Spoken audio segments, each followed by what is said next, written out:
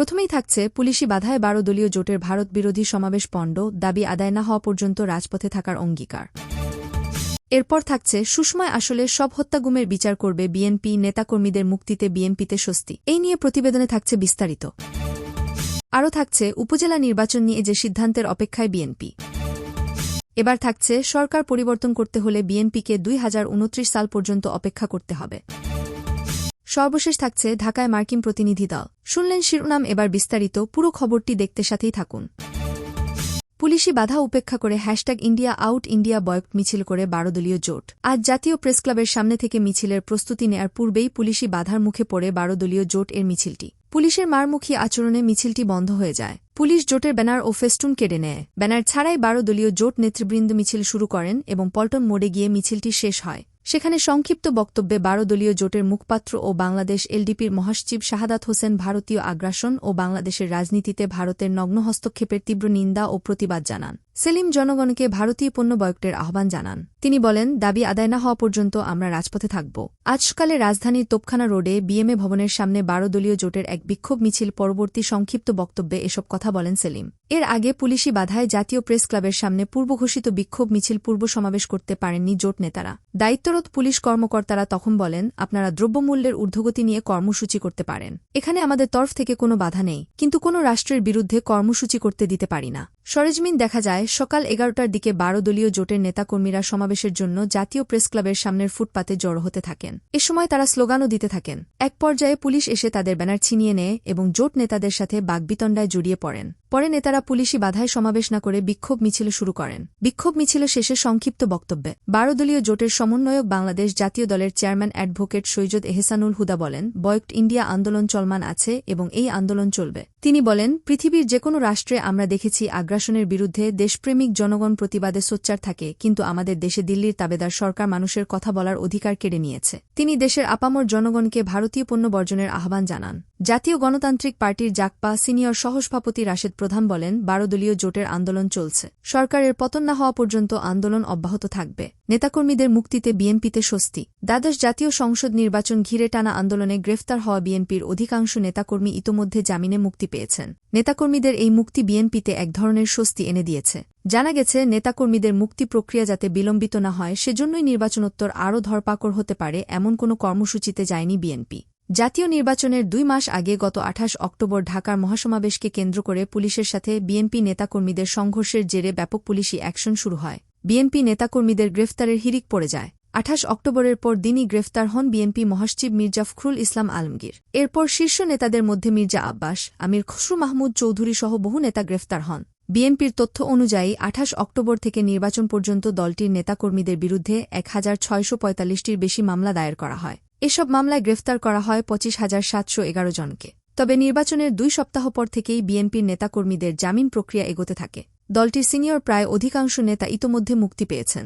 দীর্ঘ ৩.৫ মাস কারাবন্দী থাকার পর গত ১৫ ফেব্রুয়ারি মুক্তি পান বিএনপি মহাসচিব মির্জা ফখরুল ইসলাম আলমগীর ও স্থায়ী কমিটির সদস্য আমির খসরু মাহমুদ চৌধুরী। এর ৪ দিন পর কারামুক্ত হন স্থায়ী কমিটির আরেক সদস্য মির্জা আব্বাস।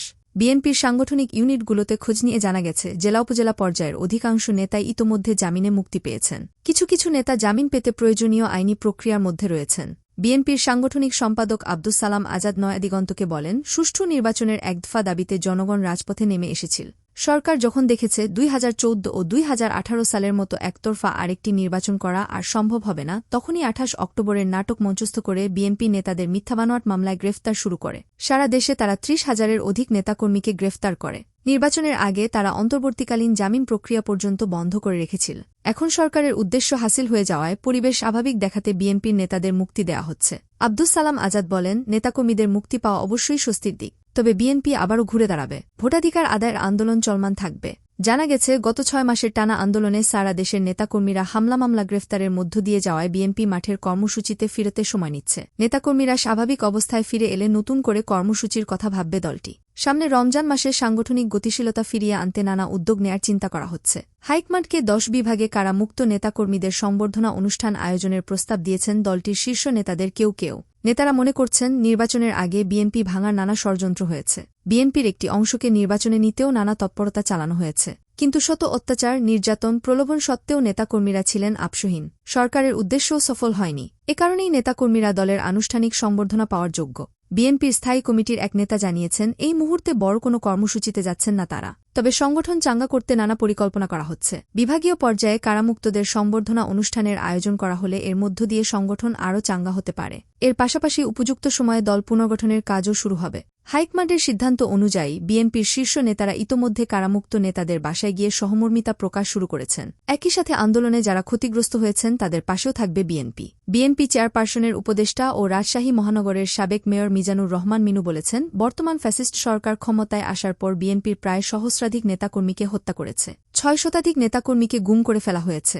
এসব কোনো ঘটনার বিচার হয়নি। সুষমায় আসলে সকল হত্যা গুমের বিচার করবে বিএনপি। মিজানুর রহমান বলেন, কামাল আহমেদকে হত্যার ঘটনার পর ৩ মাস অতিবাহিত হলেও এখন পর্যন্ত পুলিশ এই ঘটনায় কাউকে গ্রেফতার করতে পারেনি। এমনকি এই ঘটনার রহস্য পর্যন্ত উদ্ঘাটন করতে পারেনি। অথচ নিহতের স্বজনেরা ও এলাকাবাসী সবাই জানে কামালকে নিহতের ঘটনায় আওয়ামী সন্ত্রাসীরা জড়িত।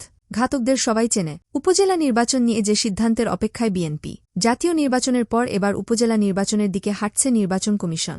এদিকে বর্তমান সরকার ও নির্বাচন কমিশনের ইসি অধীনে কোনো ভোটে অংশ না নেওয়ার অবস্থানেই এখনও অটল আছে বিএনপি। তবে আসন্ন উপজেলা পরিষদ নির্বাচন ইস্যুতে এখনই কোনো সিদ্ধান্ত না নিয়ে আরও সময় নিতে চায় দলটির হাইকমান্ড। বিএনপির অবস্থান হচ্ছে, আগে নির্বাচন কমিশন তফসিল ঘোষণা করুক, তারপর দলীয় ফোরামে আলোচনা করে সিদ্ধান্ত নেবে। এ নিয়ে এখন পর্যন্ত দলের সর্বোচ্চ নীতি নির্ধারণী ফোরাম জাতীয় স্থায়ী কমিটির বৈঠকে আনুষ্ঠানিক কোনো আলোচনা হয়নি। এদিকে উপজেলা নির্বাচনে অংশ নিতে আগ্রহী দলটির তৃণমূলের বেশ কিছু নেতা ইতোমধ্যে অনেকে প্রার্থী হওয়ার ঘোষণাও দিয়েছেন। সে বিবেচনায় কৌশলী হতে পারে দলটি। সেক্ষেত্রে দলীয় প্রতীকে না যাওয়ার ঘোষণা দিতে পারে। অন্যদিকে স্বতন্ত্রভাবে কেউ অংশ নিলে তাদের বিরুদ্ধে সাংগঠনিক ব্যবস্থা না নিয়ে নমনীয়তা দেখাতে পারে। সংশ্লিষ্ট সূত্রে জানা গেছে এসব তথ্য। এ বিষয়ে বিএনপির স্থায়ী কমিটির সদস্য গয়েশ্বর চন্দ্র রায় বলেন, উপজেলা নির্বাচন নিয়ে দলীয় ফোরামে কোনো সিদ্ধান্ত হয়নি। কাউকে বাধা না দেওয়া কিংবা নিরুৎসাহিত না করা কোনো আলোচনাই হয়নি। তিনি আরও বলেন, এই সরকারের আমলে স্কুলের ম্যানেজিং কমিটির নির্বাচনও নিরাপদ নয়। তাদের ভোটের চরিত্র এক। তাই স্থানীয় কিংবা জাতীয় নির্বাচনে নিয়ে সাধারণ মানুষের কোনো আগ্রহ নেই।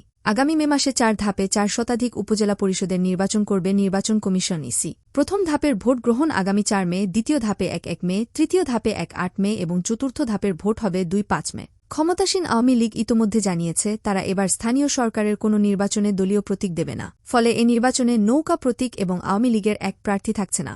এদিকে বিএনপির একাধিক নীতি নির্ধারণী পর্যায়ের নেতা জানিয়েছেন, তারা উপজেলা পরিষদ নির্বাচনে অংশ নেওয়া না নেওয়ার প্রশ্নে রাজনৈতিক ও সাংগঠনিক লাভক্ষতি নিয়ে ভাবছেন। বিশেষ করে জাতীয় সংসদ নির্বাচন বর্জনের পর উপজেলা নির্বাচনে অংশগ্রহণ করলে সরকার এর থেকে কী ধরনের রাজনৈতিক সুবিধা পাবে, আর নির্বাচন না করলে বিএনপির রাজনৈতিকভাবে কী ধরনের ক্ষতি হতে পারে। বিএনপি নেতারা এও বলছেন, বিএনপি শুধু নির্বাচনমুখী দলই নয়, এ দলের ভিত্তিই হল জনগণ ও সুষ্ঠু ভোট। কিন্তু জাতীয় সংসদ নির্বাচন বর্জনের পরপরই উপজেলা পরিষদের নির্বাচন দলকে অনেকটা বিব্রতকর পরিস্থিতিতে ফেলেছে। বিএনপি ঘোষণা দিয়ে উপজেলা নির্বাচনে অংশ নিলে বিরোধীদের কাছ থেকে সরকারের বৈধতা পাওয়ার বিষয়টি সামনে আসবে। এতে মনে হতে পারে বিএনপি সরকারকে মেনে নিয়েছে।